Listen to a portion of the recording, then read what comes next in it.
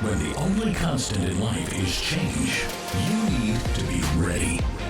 This is the Man-Made Survival Show. Welcome back, everyone. Thank you so much for coming back to the channel, watching the videos. Thank you for liking the videos, for leaving your comments. I really love it when you leave your comments and you give me your point of view, because I look at things at different perspectives, and I start thinking how the people think about the same issues that I'm talking about. Of course, I get both sides of the spectrum, left side, right side, whatever you want to call it. And there's just people who are kind of neutral, and they say, I think this was happening.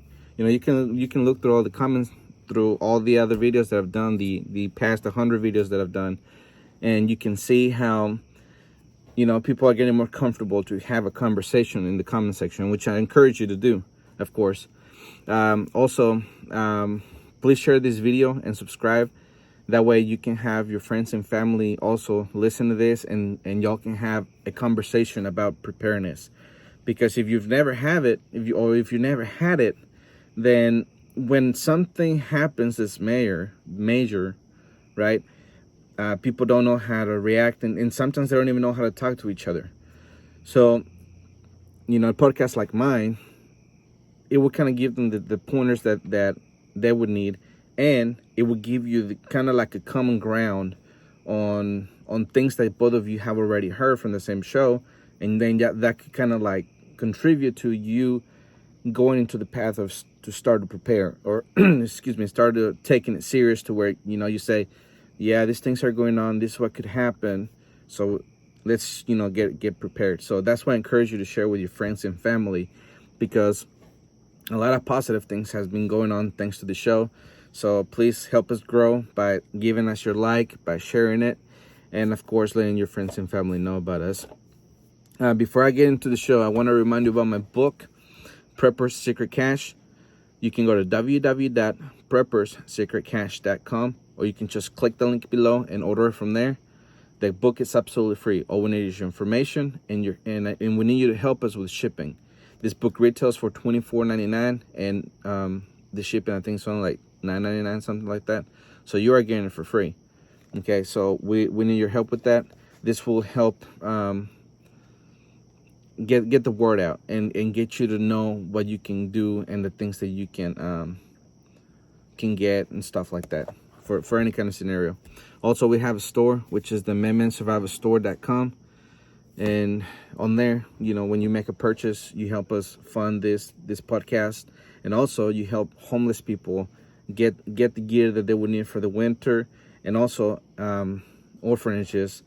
I want to start getting involved with the orphanages, so the kids would know what to do in the case of emergency, of a major proportion, such as a nuclear war or an EMP, or whatever the case may be.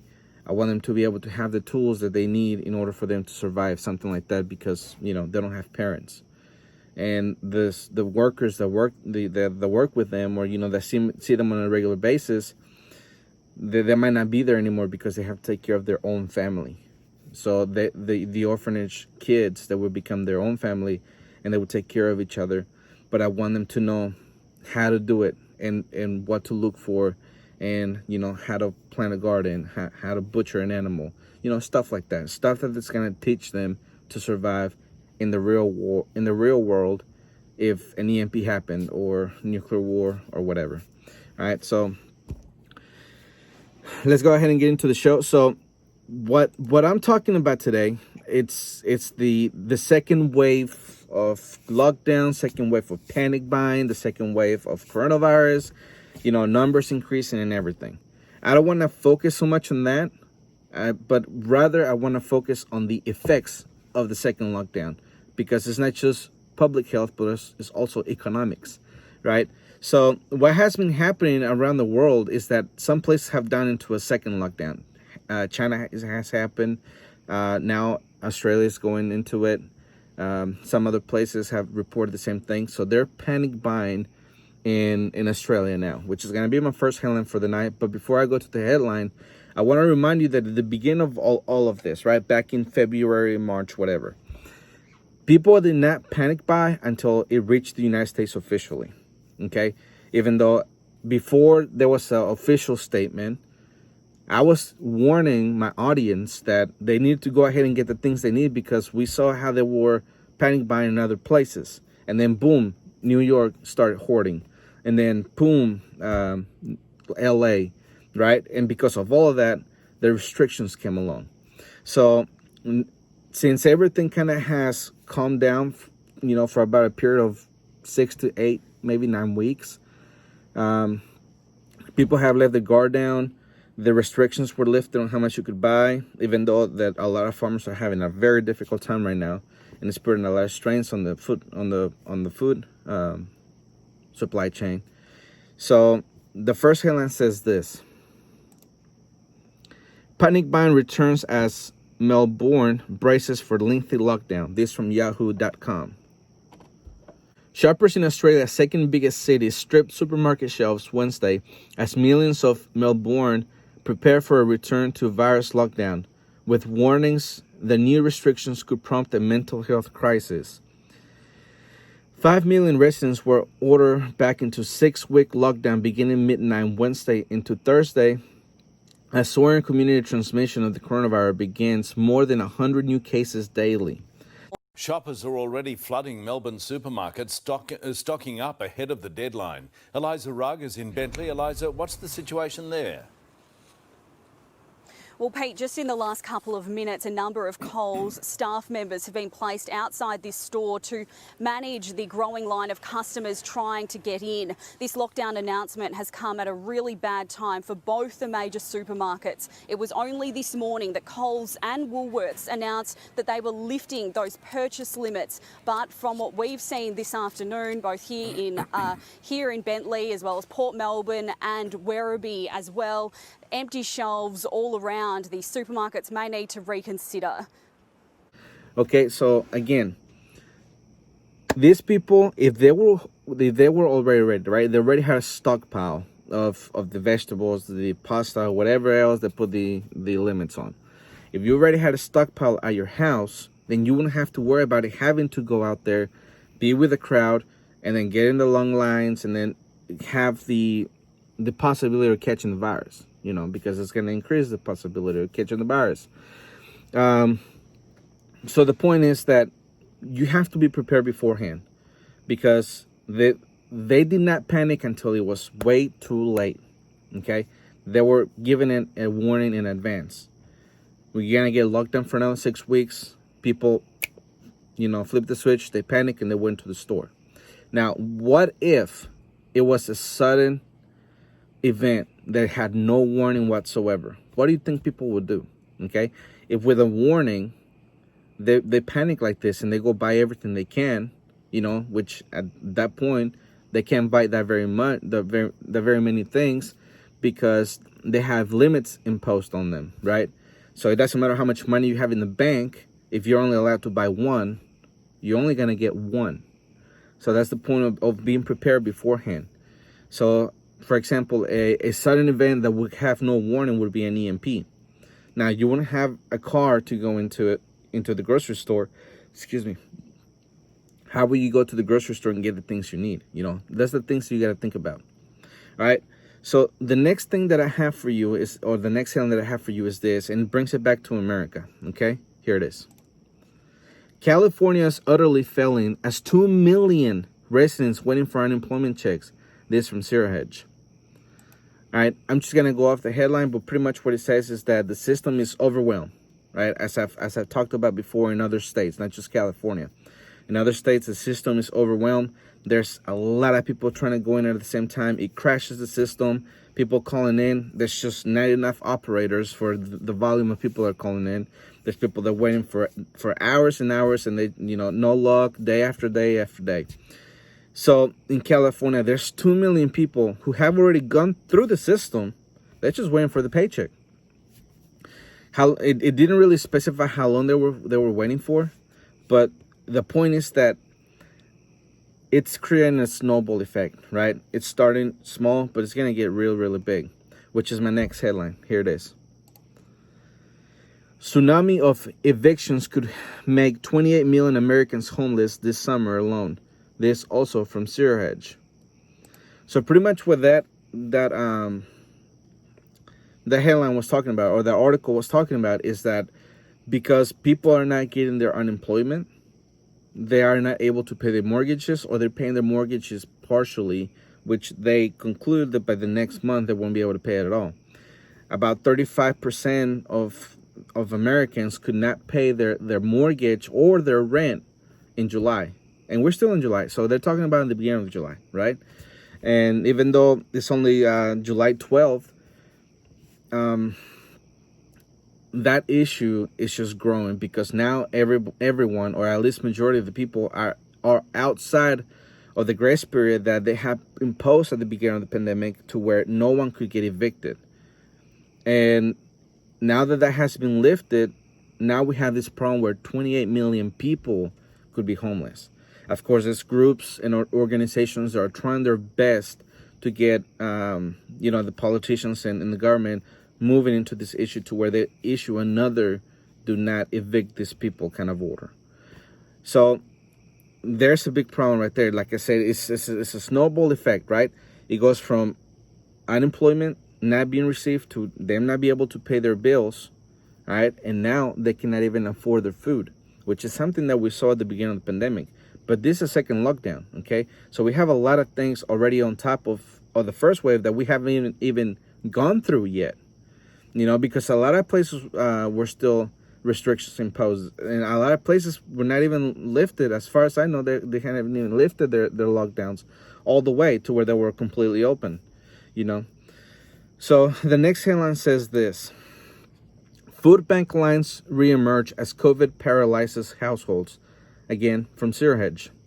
Since the COVID-19 pandemic began, food banks lines stretching for miles were seen across the U.S. have come to symbolize the financial destruction of households triggered by an abrupt closing of businesses and unprecedented job losses. Tens of millions of people lost their jobs, and millions more turned to food banks. The demand for food pantries was at record levels as the federal government deployed the National Guard to manage food supply chains to thwart disruptions. What this all suggests is that the household remains devastated. President Trump's helicopter drop of free money are likely wearing off, as people are now having difficulty putting food on the table. As consumption hangover is imminent, the Trump administration will need to unleash more stimulus, socialist checks to broke and jobless Americans. Though, as per the long view, it appears consumption is set to plunge before the next check arrives. The perfect storm of weak consumption and the emergence of a second coronavirus wave could crush households and businesses in a second round. Food bank lines are becoming the new normal. Okay, so that is very unfortunate that people have to rely on the food lines, because we see that they cannot get their unemployment, right? And it's not just California, it's all throughout the United States that they still haven't gotten their stimulus check and their unemployment benefits, okay? And because of that, they cannot pay rent, and now they cannot afford food, which is making them get into these long lines of food lines, as you saw in the video that I was playing while I was reading this, right? So that is very concerning, very, very concerning, because it's something that Americans have not experienced to this level. Okay, someone like me who comes from a poor country, I've experienced this firsthand. And the fact of the matter is that in those poor countries, there's no such thing as food banks, okay? And there's no such thing as food stamps. There's no such thing as social safety nets. So for the fact that the people in the United States can actually do this, it's a testament of how rich and how good all these services are. Of course, all of that is putting pressure on the financial system, but at least in the short term, a lot of people are actually have food to be able to feed their kids. And even though they're sending stimulus checks, that's allowing them to just to have a roof over their head. Okay, they're talking about a second stimulus round that the Trump administration wants to send out, but they still have not really voted on it. And they said they were supposed to vote on it in July, but they didn't do it at the beginning of July because from the 4th to the 20th, all of Congress, all of government goes to vacation pretty much, you know. I mean, I wish I could get 2-3 week vacation like they do, but you know, the point is that they're gonna come back into the 20th, and then from the 20th through the end of the month, they're gonna discuss the fact if they are in fact gonna send the checks or not. A lot of people are saying that it looks like they're gonna send them, but you know, it's still yet to be seen. If a lot of people, or if they decide to send it, a lot of people are gonna benefit because, of course, they're finding themselves in this situation. 28 million people could be homeless. Now, are they gonna be able to send enough? Probably not, because that's only gonna cover 1 month. What's gonna happen the month after that? So really what they have to look into is whether or not they should just forget about the lockdowns and let people go back to work normal, you know, and just take care of the chronic cases as they come, because there's nothing you can do. You have destruction on both sides. And at least with the economy still running and people getting sick, that would be one issue rather than having both at the same time. Okay? So that's something that we really have to think about, and I hope they think about that too. But anyways, my next headline says this: 53% of restaurants closed during COVID-19 lockdown have shuttered permanently. Yelp data shows. This from restaurantdive.com. New research from Yelp shows that as of June 15, there were nearly 140,000 total businesses closures on the website since March 1st, when compared to similar research released in April, which showed more than 175,000 business closure. These latest numbers indicate that more than 20% of businesses closed in April have reopened. In March, restaurants had the highest number of businesses closures listed on the app compared to other industries, and the rate of closures have remained high. Of the business that closed, 17% are restaurants, and 53% of those restaurants closures are indicated as permanent on Yelp. Retail, however, is the hardest hit overall. During the peak of the pandemic, the number of diners sitting across Yelp reservations and wait lists dropped essentially to zero. All right, so 53% of those businesses are completely closed down. They're never coming back. You know, if they own loans to the bank, they won't be able to pay those back, you know, as far as I know, or, you know, as common sense would pretty much say. The workers are now unemployed. They have to find a new job. The business owners, you know, since they were self-employed, now they have to look for a job. So that's more people who are going to go into the system, try to get unemployment, and in turn, they're going to probably put in a very long waiting list, and then the snowball effect starts all over again. All right, so that is why it's important for us to prepare before anything happens, because our economy depends on all of this. We're going to go from, or we have gone really, from record unemployment, you know, 3.5% or whatever they called it, to 40% unemployment. Even though the government official numbers say about 15-20%, the fact of the matter is that the people that they included in those numbers were not even working enough hours to really support a family member. You know, I mean, you cannot support a household on 10 hours a day, or, you know, a week actually. So that's ridiculous. You know, you need at least 30 to 32 and above to really be able to pay your bills, you know, at home. So when you reduce that number, it comes to around 110 million people. And when you take 50 million people out of that equation, that's how you get, you know, the 45%. So all of this is getting more and more serious. And I want to remind you, we have 47 people unemployed from the first wave. Okay? If a restaurant has to be packed all the time, 24/7, 365, in order to make enough money to stay open, only a fourth of that, or just takeout, is really gonna crush the industry. And as they say, retail, right? Because not a lot of people can be at the store at once. A lot of people don't even want to come out, so that's an issue.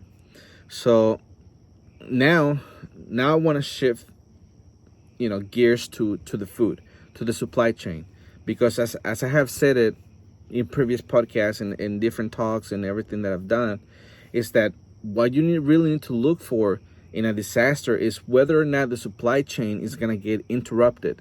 Because if the supply chain gets interrupted, that's when you have a real problem.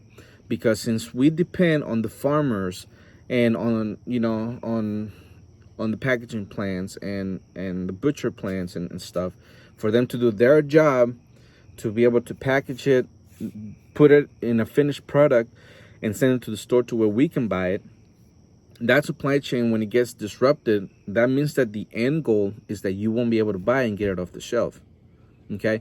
Because everything would be gone off the shelf. The first time around, we saw a lot of things fly off the shelf. And I live in a town where there's only 3,000 people, okay? 3,000 people for a town is not very many, not at all. However, when you have 3,000 people go for the same item, those items fly off the shelf. In my local town, I saw beef, of course, fly off the shelf, chicken fly off the shelf, and we saw the soups, rice, stuff like that. Everything just flew off the shelf. And it took a while for those things to come back into the store. I mean, I even made videos about how empty those things were, and it was during the day, to where it should have been stocked, or they should have been working on stocking it up. So that's where the problem is. So my next headline really should I don't want to say frighten you, because it's not the end of the world. But it should really caution you, or it should worry you, whatever.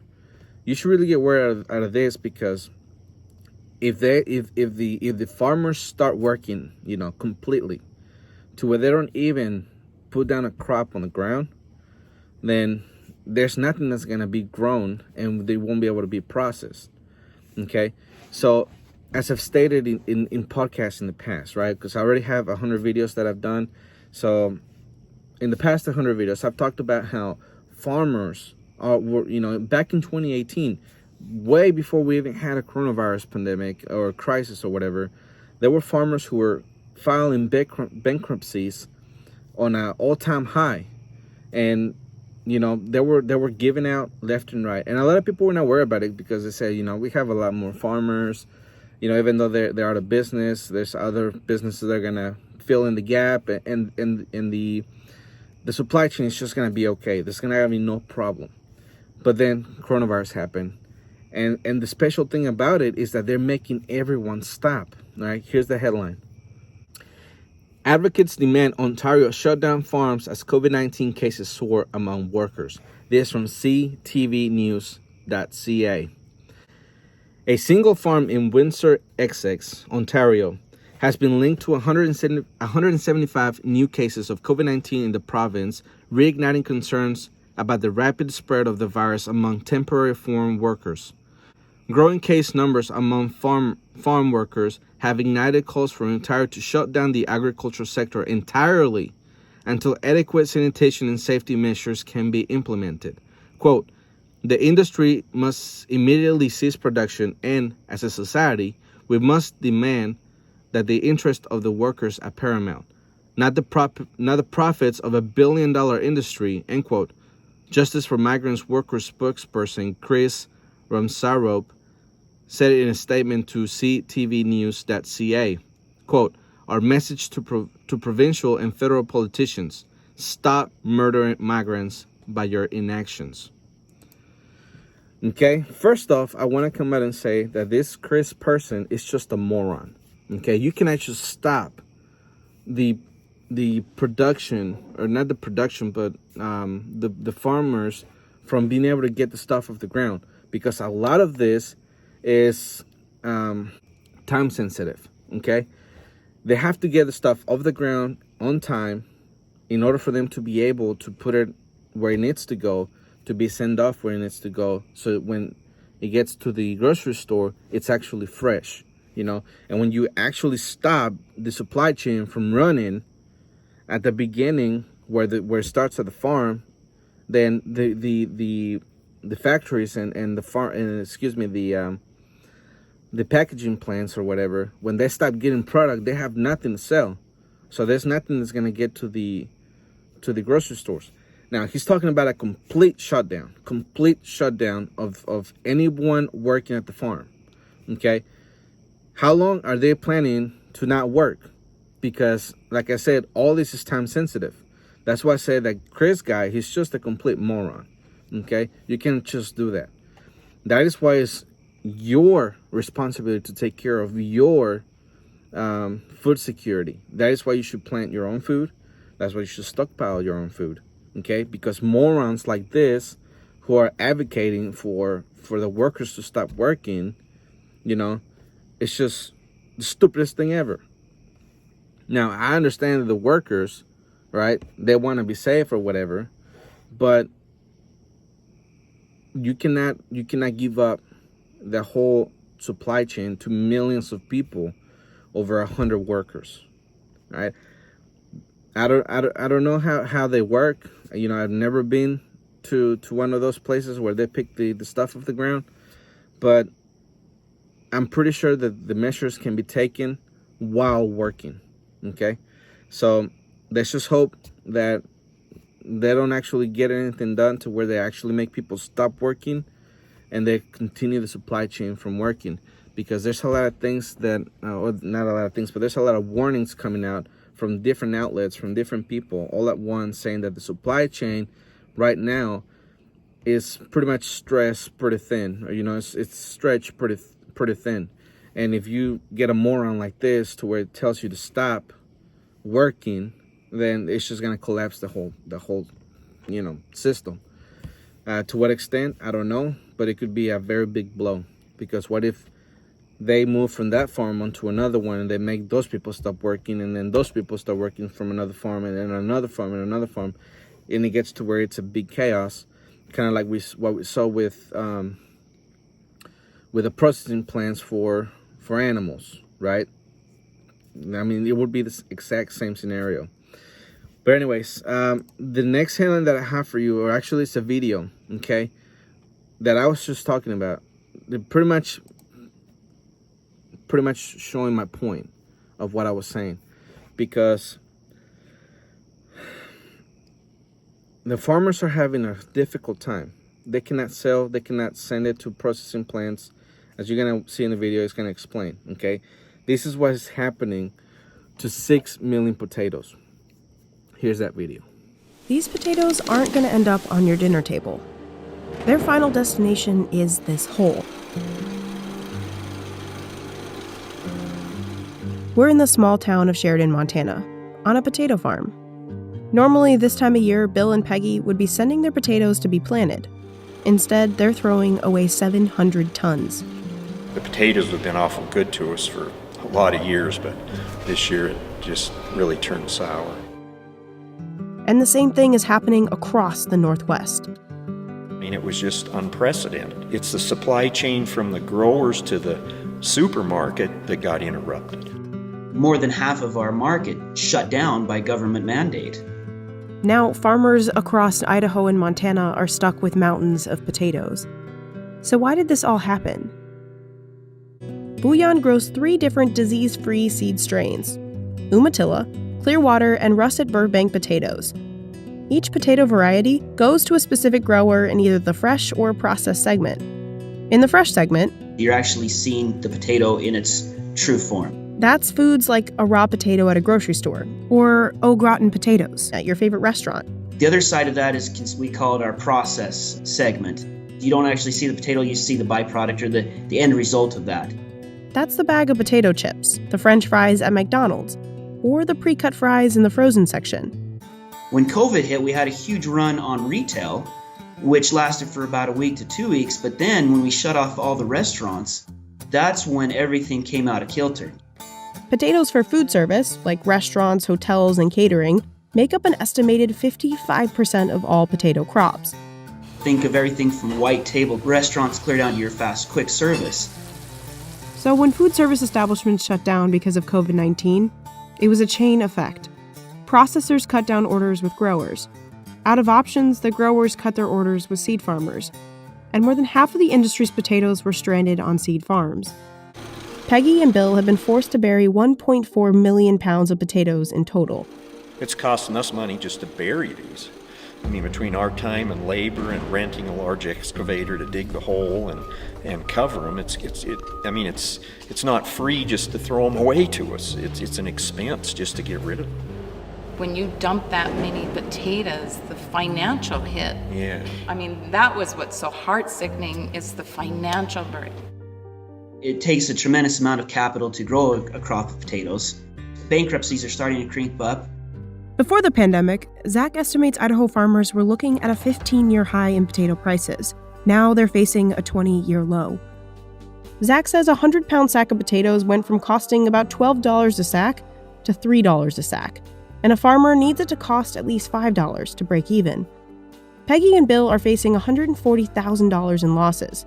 For farmers across Idaho and Montana, that number comes to $8 million. All right, so it cannot get more plain than that, okay? He's not the only farmer that has come out and say that he has to get rid of his crop because he cannot get it to market. We have had farmers that, ranchers that say that their pigs, they would have to call them their chickens, their cattle, they have to kill them and bury them in giant pits because they could not get into the market. And these farmers were losing like $300,000 a day because of all the animals they couldn't get to the processing plant. We had another farmer come out and say that all the onions that he had to just let them rot because he couldn't get it to market. And people were asking, well, why don't you just give it away? It's like, yeah, we can give it away, but there's just so many people that's gonna want to take so many. There's a whole industry that they supply. A few hundred people is not gonna make a dent on thousands and thousands of pounds of onions or whatever that they're growing. Like this guy is 6 million potatoes, right? So that's why it's important, again, for you to take care of your own food security. The next few headlines that I'm going to give you just shows how many headlines are out there about this issue of food security and supply chain. I cannot possibly talk about them all in one podcast, and I don't want to make them, different podcasts, because then it's going to sound like I'm talking about the same thing over and over and over. It's another thing I want to avoid, right? All right, so here are the next few headlines. Prepping for upcoming government-induced food shortages. This from the WashingtonStandard.com. Next headline. Things are going to get uglier sooner rather than later. More food shortages coming on top of ongoing supply issues. This from allnewspipeline.com. From flour to canned soup, coronavirus surge pressures food supplies. This from the Wall Street Journal. For first time since the Great Depression, Americans must wait in line for the most basic essential items. This from Zero Hedge. Okay, that's just a few of very many headlines that I cannot possibly talk in one video. This video already ran over 33 minutes. And, and that's before I even edited and put videos and everything that I have to put in it. All right. Now, my final headline, it's very telling of a future that we could possibly face. Okay. And don't think that it cannot happen here, because we never thought coronavirus could happen here. We never thought food shortages can happen here. There's a lot of things that have happened in the past 7 months that we never thought would happen in the United States. And it all happened all at once. Okay? So let's not say that this can ever happen in the United States, because obviously it can. Here's my final headline. Cuba get on? Amid COVID crisis, Havana tells citizens to grow your own food or starve. This from Zero Hedge.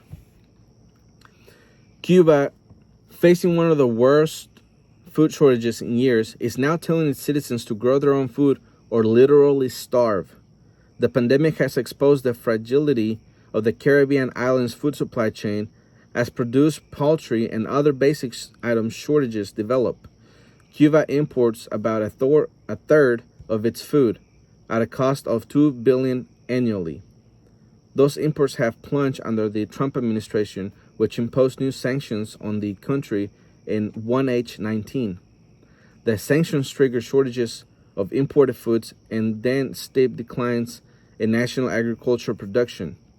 Domestic production of rice, tomato, and pork plummeted 18%, 13%, and 8% respectively last year. We noted that the Communist Party had to issue widespread rationing of staple foods last year due to the shortages triggered by the U.S. trade embargo. Sanctions and virus pandemic have created a perfect storm that has crushed the nation's food supply chain and economy. The Communist Party has distributed leaflets to cities and towns to inform citizens how to grow their food. Okay, so this can be a real threat. Understand that, all right? So much that the government has to tell their citizens how to grow food. You would think that living in that kind of situation for a long time now, that they will know how to grow their own food. But again, they, as any other country all throughout the world, rely on a supply chain. All right, you should become your own supply chain. And how do you do that? Very simple. Okay, stockpile your own food. If you have space, and I hope you do, you can get you can go to Costco, you can go to Sam's, you can go to Walmart, you can go your local grocery store, and you can get bags of rice, of beans, you can get canned goods, you can get a whole bunch of things that you can store up. Make sure you store up things that you will eat. Okay, because a lot of people make the mistake of storing things they never eat. Another thing that you have to think about and that you have to work on, if you haven't already, is that you grow your own garden. And again, you grow the food that you're going to eat. All right, growing food has a learning curve. Don't wait until the last minute to try to figure out how you grow food. All right, how do you get seeds to germinate? How to get crops to grow? How to properly fertilize, how much water they need, how often they need it, whether they have to be in full sun or, just a few hours in the sun. Those are a lot of things that you have to learn, and trying to learn them at the last second in the middle of a crisis is the worst time to learn those things, okay? And then finally, the last thing that you can do is have your own animals, your own livestock. If you have chickens, if you have rabbits, or you have whatever, those are going to be the sources of food that you're going to get, throughout the year.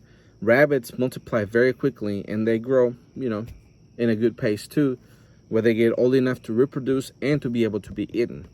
Chickens can give you eggs, and they can give you the meat. All right, that plus your vegetable garden and the stuff that you have stockpiled, that's going to create your own little supply chain to where you don't have to worry about food. Okay. The other thing that we always stress about is water, because you can only live 3 days without water. When you have drank the last drop of liquid that you own in your home, you're going to be 3 days away from death. All right. If anything's going to make people migrate to places where there's water, it's going to be the lack of it. Okay. They'd say there was an EMP over America and there was no tap water and there was no more trucks running. Okay. And whatever liquids you have at your home is, for however long it's going to last you, that's how long you're going to be living at your home, before panic and everything actually settles down from the initial shock. All right. So that's why you have to think about these issues. Okay. Also, all those things that I've talked about today, all the things that you need to stockpile, ways to do things, I'll talk about them in my book. It's Preppers Secrete Cache. You can go to www.prepperssecretcache.com and you can order the book from there, okay? Or just click the link below. Again, this book is absolutely free. All we need your help is with shipping, all right? And it has the stuff that you can stockpile and, things you can trade. It has a lot of information in here, and I want to get it to you.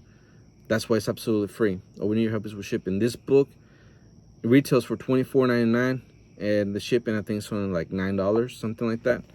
So again, it's important for you to get my book and for you to learn these things and act. Okay, You still have time. There's still stuff at the store. People are not panic buying yet again, all right? When they start panicking or they start panic buying in the United States again, that's when you're gonna see the restrictions one more time. And we are on the way to a second lockdown and a second wave of coronavirus, all right? There's states that have already shut down partially, or they have gone to where, phase one or whatever, which New York, they're talking about it in Texas, and the place that has had the biggest surge of cases is Florida. So there's places around the country who are going to a second lockdown and a second, wave of infections.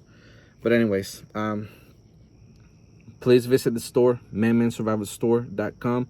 Make a purchase. You can help this organization, this website, this channel grow, and you're gonna be helping us help other people, right? Or to be able to help other people. But anyways, I want to remind you, my name is Jose Prado, and remember, always ready.